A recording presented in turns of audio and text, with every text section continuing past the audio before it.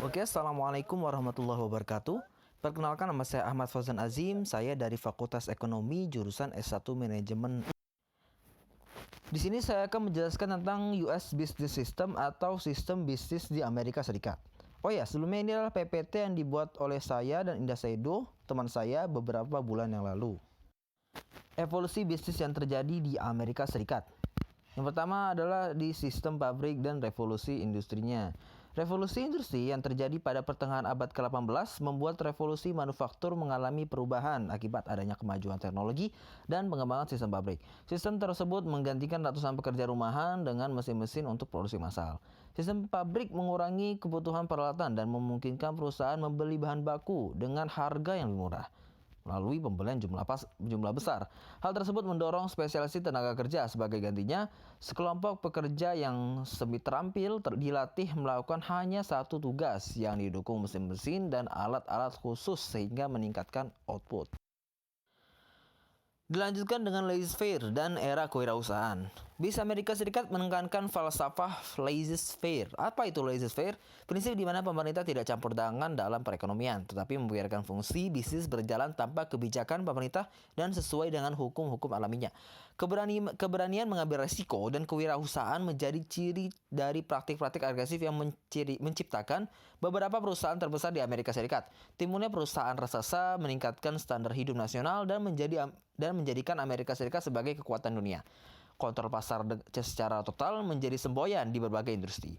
Dengan banyaknya perusahaan besar yang lebih memilih bergabung daripada bersaing, pengaturan harga, price fixing, dan bentuk manipulasi pasar lain menjadi praktik bisnis yang umum. Secara khusus, masyarakat menuntut akuntabilitas yang lebih besar dari perusahaan akuntabilitas untuk dapat berperilaku dalam cara-cara yang tidak melanggar hak pilihan orang lain.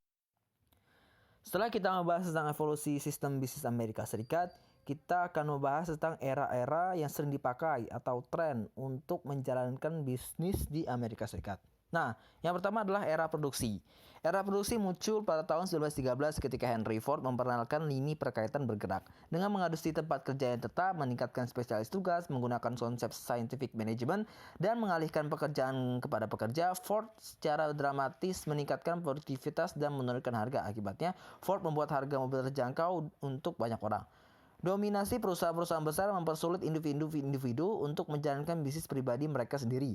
Akuntabilitas bisnis kembali dipertanyakan dan tekanan-tekanan baru muncul untuk menuntut keseimbangan. Kebutuhan akan akuntabilitas serta keseimbangan ini mengaruhi hubungan pemerintah dan pekerja bisnis. Dewasa ini, dunia bisnis, pemerintah, dan tenaga kerja sering disebut oleh para ekonom dan politikus sebagai tiga countervailing power. Kekuatan dengan keinginan bertolak belakang dalam masyarakat. Walaupun semuanya besar dan kuat, tidak satupun kekuatan ini memiliki dominasi penuh.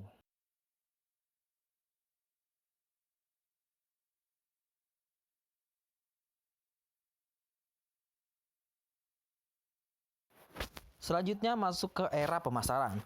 Selesai Perang Dunia Kedua, permintaan barang konsumen yang terhambat akibat keterbatasan barang di masa perang memicu pertumbuhan baru perekonomian Amerika Serikat. Meskipun terjadi beberapa resi dan periodik singkat, dekade 1950-an sampai 1960-an merupakan masa-masa yang relatif makmur.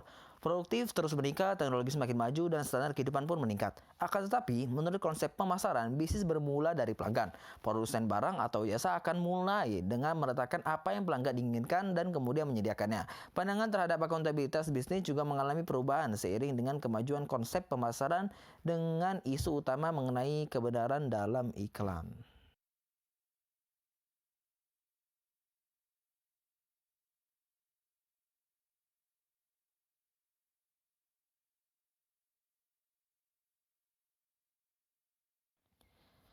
Selanjutnya masuk ke era global. Tahun 1980-an menjadi tahun kemajuan teknologi produksi, komputer, sistem informasi, dan kemampuan alat komunikasi. Dekade tersebut juga menjadi saksi munculnya perekonomian yang nyata. Globalisasi adalah fakta kehidupan bagi kebanyakan bisnis sekarang ini. Komunikasi dan transportasi yang semakin membaik, selain semakin efisiennya metode internasional untuk pembiayaan, produksi, distribusi, serta pemasaran produk dan jasa telah berpadu sehingga membuka kesempatan bagi dunia usaha meraih tempat pasar yang jauh. Persaingan internasional telah memaksa sebagian besar pebisnis di Amerika Serikat lebih banyak memotong biaya, meningkatkan efisiensi, dan memperbaiki kualitas.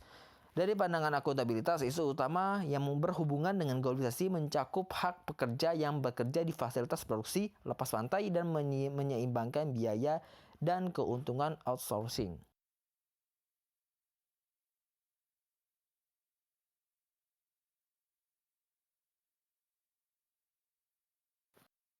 Terakhir, masuk ke era informasi.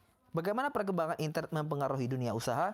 Salah satu sebabnya adalah karena perkembangan internet memberikan peningkatan drastis dalam perdagangan di semua sektor perekonomian, terutama sektor jasa. Di samping mempermudah berkembangnya semua jenis perdagangan, internet secara khusus mempermudah perdagangan jasa yang berskala internasional. Internet juga bisa membantu menyeimbangkan tingkat persaingan sampai batas tertentu antara perusahaan besar dan perusahaan kecil, apapun produknya, dan internet sebagai dianggap sesuatu yang potensial juga sebagai mekanisme koneksi jaringan yang efektif dan juga efisien. Jaringan bisnis to bisnis misalnya dapat menghubungkan sebuah perusahaan dengan penyedia barang, konsumen maupun partner bisnis lain dalam cara yang lebih cepat dan lebih mudah. Munculnya era informasi ini menyebabkan merebaknya isu akuntabilitas seperti hak kerahasiaan pribadi.